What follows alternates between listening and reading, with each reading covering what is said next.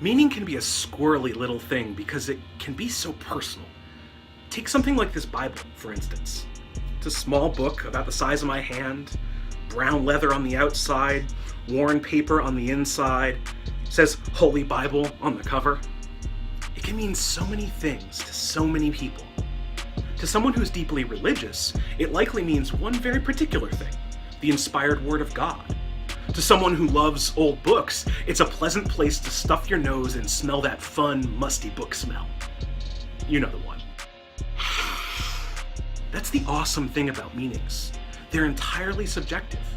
Each person has their own meaning for everything put in front of them, because meanings are all built right up here, in the brain. Just like snowflakes, no two meanings are alike. Well, that's kind of a lie, and you know that. Some snowflakes are exactly alike when you look at them under the microscope. And so are meanings. We share meanings with each other and trade them like baseball cards. You tell me what this thing means to you, and suddenly, if that story makes sense, it might now mean that to me, too. This Bible is really cool to me, but not because of religion or even that old book smell.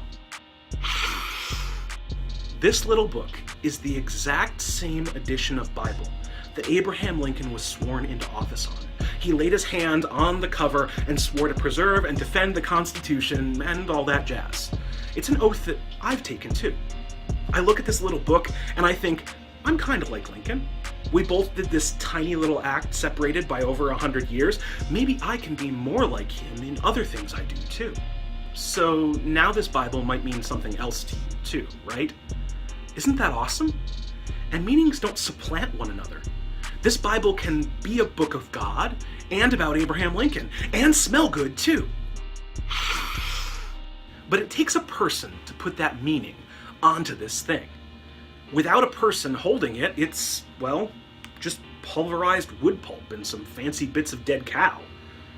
Without someone laying meaning on top of a tree, well, it's just a tree.